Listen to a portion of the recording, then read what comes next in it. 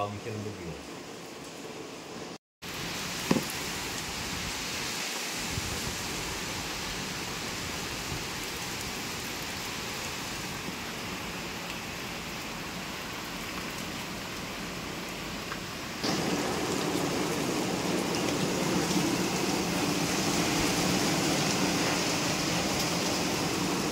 Grabe lakas ng hangin guys.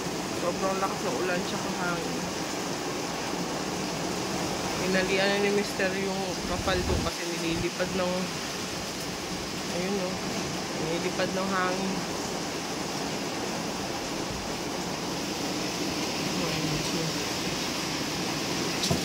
Tingin ko hindi to signal number 1. Signal number 2 siguro.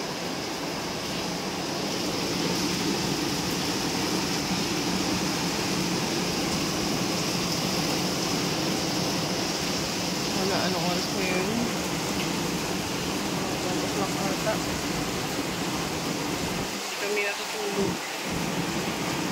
kami natutulog. Ayan, 2 o'clock na pala na madaling araw guys. Ayan o. Hindi kami natutulog kasi nga maya-maya kami nag-aano kasi sobrang lakas ng hangin.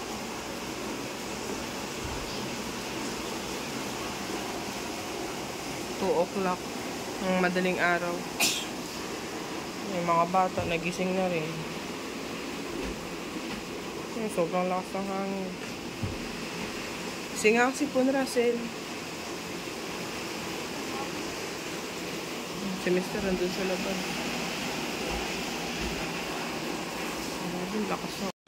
Ayan, maulan pa rin guys. Sobrang sama pa rin ang panahon ngayon. Ayan, ang dilim pa rin sa labas. Sobrang lakas ng hangin. Ayan, buti si Mr.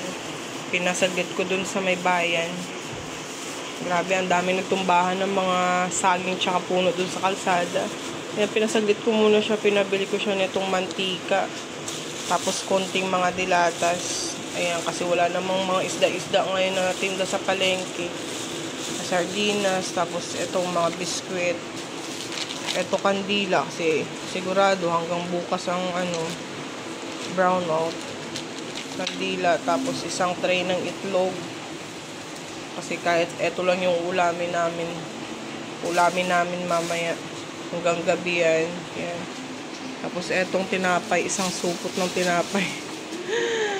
Panigurado talaga na hindi magugutom kasi sobrang sama ng panahon talaga. Lakas ng hangin. Tapos yung mga bata kasi talaga mamaya maghanap ng pagkain. Okay lang kami na malalaki na at least kaya na namin. Yung mga bata hindi pwedeng magtiis sa gutom.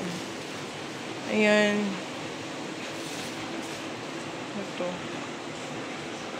Pinabili ko kay Mr.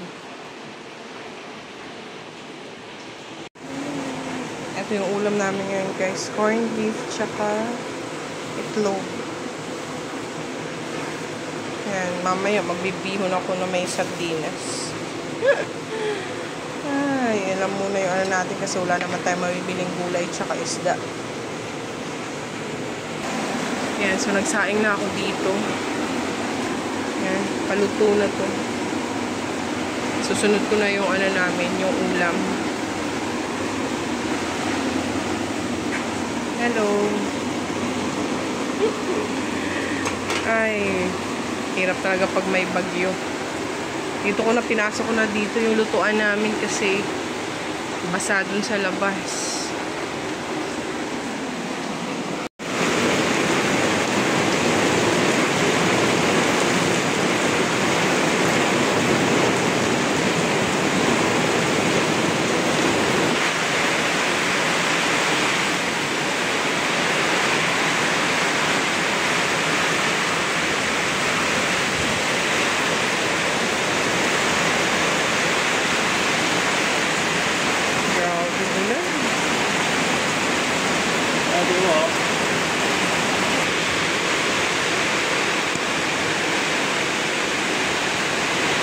Nakakatakot naman. Balik sa dagat ang hangin eh.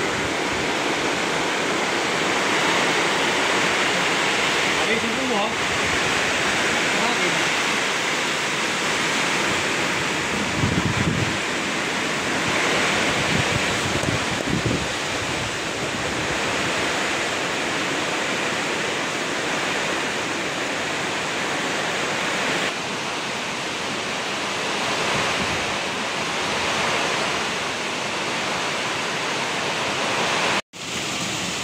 Ayan, so 10:41 na naman ngayon guys. Ayan, lumakas na naman ang ulan tsaka hangin. Hanggang mamayang hapon pa to. Ayan, sobrang lakas na naman. Last kanina na umulan nung umaga.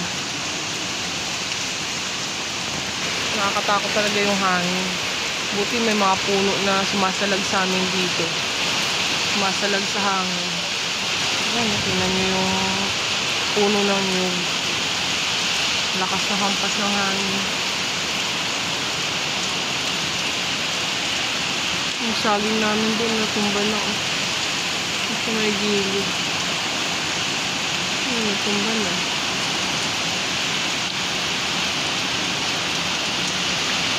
Grabe. Narinig niyo ba? Narinig niyo ba yan guys? Sobrang lakas na hampas ng hangin.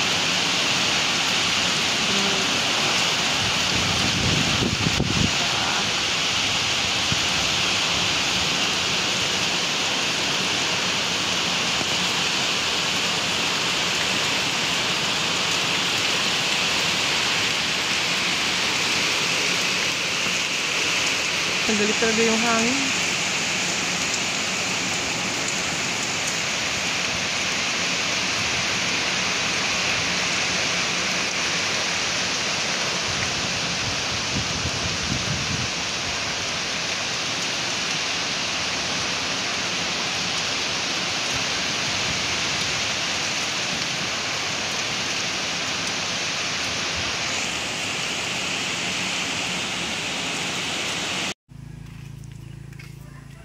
Yan, medyo okay na ngayon ang panahon guys.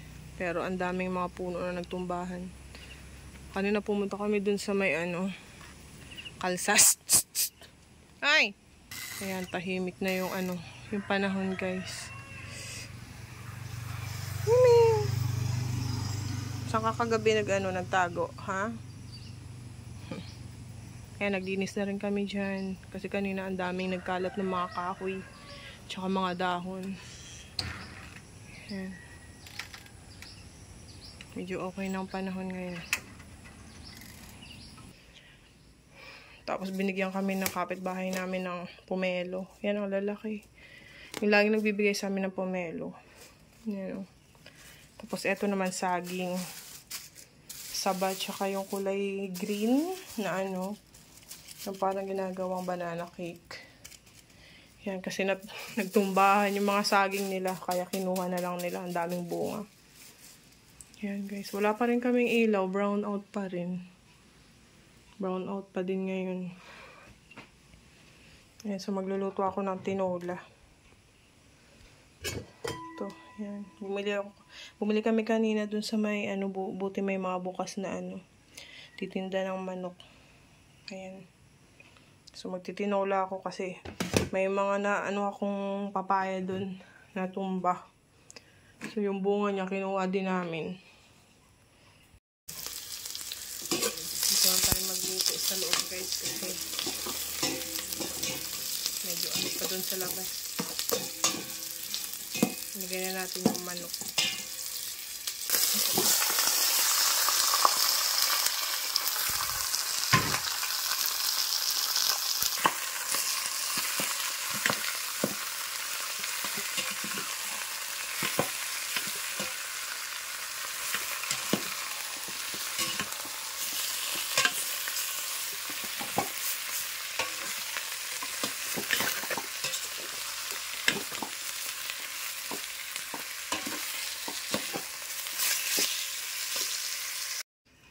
Ito yung papaya na tumba guys.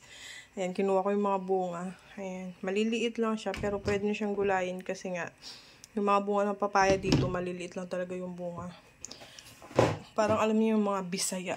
Mga bisaya na bunga. Ayan. So, halo natin sa halo natin sa tinola. Ayan, para na pakinabangan. Pwede nang gulayin to.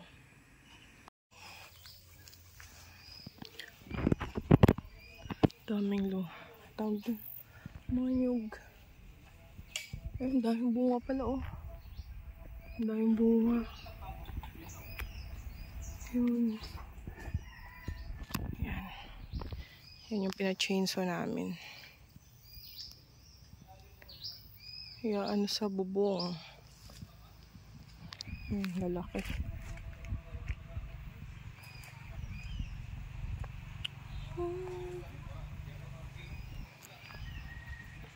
Lalaki.